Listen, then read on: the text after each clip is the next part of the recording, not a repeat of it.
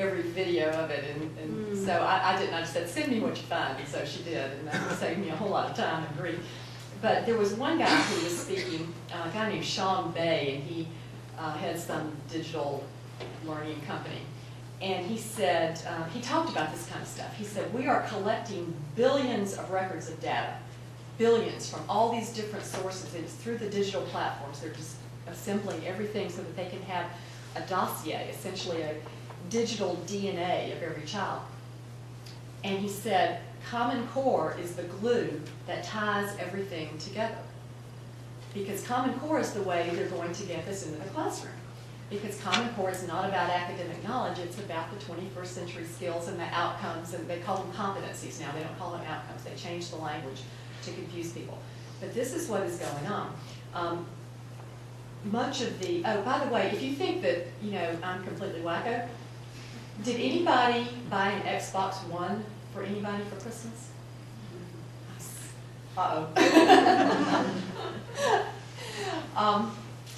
Xbox One came out right before Christmas, and it is a, you know, a new gaming console or whatever you call it. And Xbox One can watch the player. It can watch up to six people in the room and collect information on how each player is responding, and they'll use it for marketing purposes. Now, do y'all seriously think they're not going to use this in education? They're using it in Xbox One, for crying out loud, that you can get now. It is going to happen. There was an article in the paper yesterday about Governor Deal asking for, I don't remember how many million dollars to increase the data connectivity in schools, which is not necessarily a bad thing. I mean, because you can use internet connectivity for good things. I mean, teachers can download some things and all this. But when you're doing it so that you can get this digital stuff into the classroom, without the parents understanding really what's going on, it'll just be made to sound fabulous. That's where we're going. And much of the Common Core testing will be measuring this kind of stuff. Not just the academic knowledge, which they don't really care about. They'll be measuring the attitudes and values and dispositions. This report also talks about the importance of sharing all of this data with other agencies, such as the Department of Labor, the Department of Juvenile Justice, DFACS, you know, things like that. In Tennessee, they refer to this as the 360-degree view of the student. So the idea is that the government should know everything that there is to know about your child, all for his own good. You can educate him better if you know everything about him, everything about his family. Now remember what I told you at the beginning, that this is all a workforce development model? And this data is going to be there forever, and there's something called a federal My Data initiative where they say, well, kids can download their own data and all of this and carry it around with them, so they have their own personal dossier. What about an employer who says, I'd like to see that? Or maybe there'll be some way else to get it from some of the many government agencies who have it. So that is something to be concerned about with data. It is the progressive dream to know everything that there is to know about every child so that his future can be determined for him.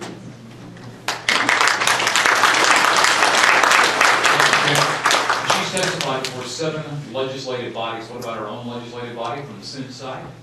Central Ligon.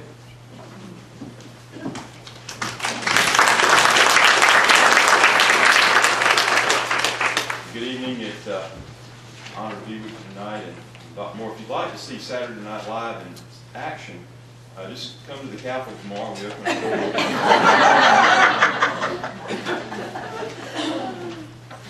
Seriously, it is good to be with you, and I'm sorry that your senator, Senator Butch Miller, could not be with us tonight. He had another engagement. We both came into the Georgia Senate at the same time, and he's been a good friend. He stood by me in some of the battles that we've had and have a good policy. I want you to know that he's committed to vote for our bills, 167 and 163, that would keep Georgia out of the Common Core and reestablish our ability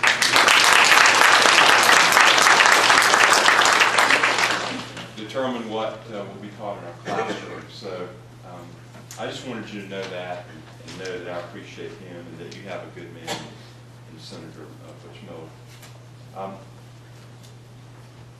what we've seen with Common Core is probably one of the greatest policy shifts in education that we've ever seen in our lifetime, maybe in the history of the United States, certainly in the history of Georgia. And it's simply stating what it does. Now, under Common Core, the what's going to be taught in our classrooms is no longer determined in Georgia. It's determined somewhere else. And the way it's set up, well, it's hard to figure out where it's determined, who's in charge. And the lines of accountability are blurred. And it's easy for one participant in the Common Core, whether it be this consortium of states, whoever it is, or the federal government, since they're providing funding and really enforcement, or these non-profits that are all involved, kind of point fingers at each other and say, well, it's not our fault, it's not working. It's just a big mess. You know, but we're told, don't worry about it, because we still have a seat at the table. But you see, we used to own the table. And that's what we want. That is our right, to be able to determine what is going to be taught to Georgia students in our Georgia schools. And really, when it boils down to the bottom line, that's what this is all about. Who's going to control what's going to be taught within our Georgia schools? I believe that right remains with the Georgians.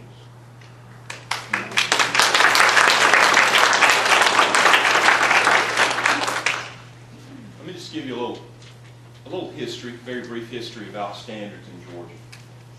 Up until 1985, standards were determined by our local school systems.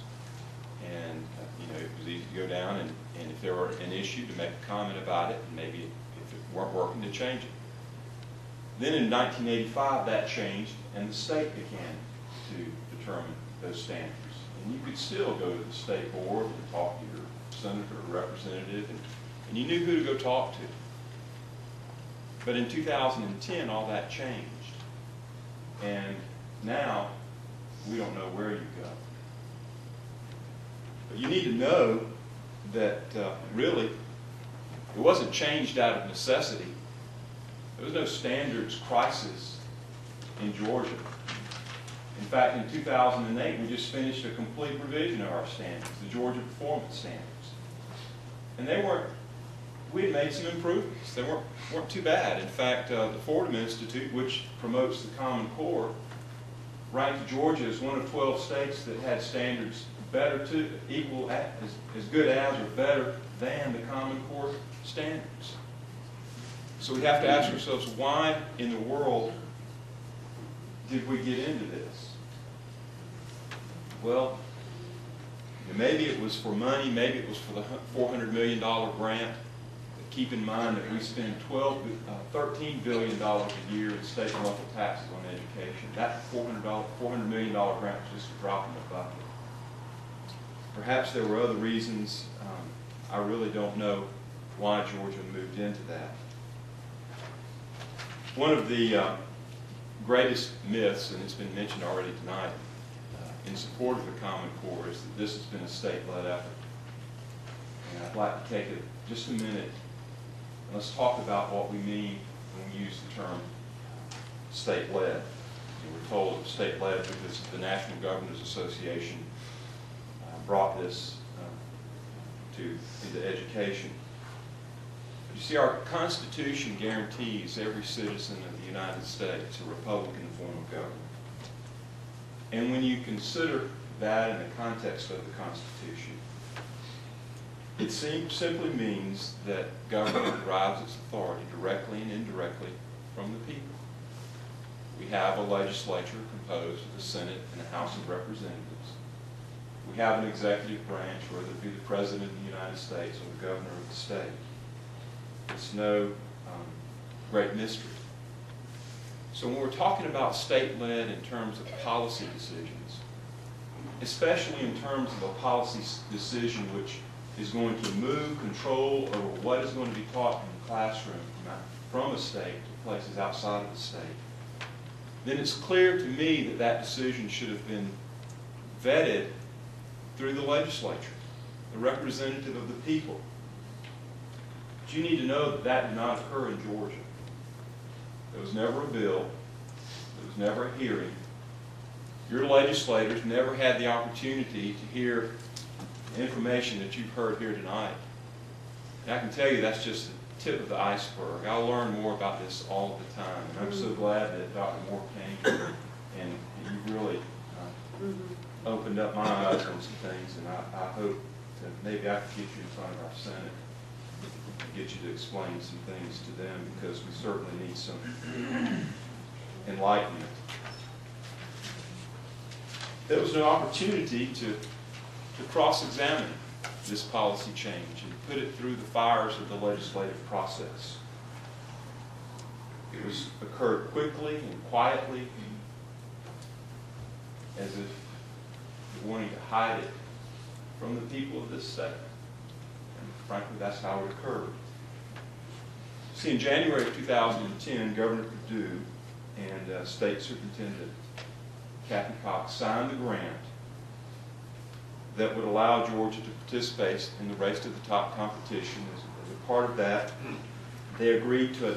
Georgia agreed to adopt a common set of kindergarten through 12th grade standards, which were substantially identical across state lines. Well, the only standards that met that definition, of course, the Common Core standards.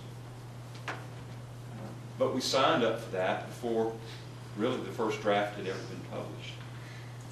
And so in essence, we agreed to implement something that hadn't really been written or vetted or thoroughly reviewed.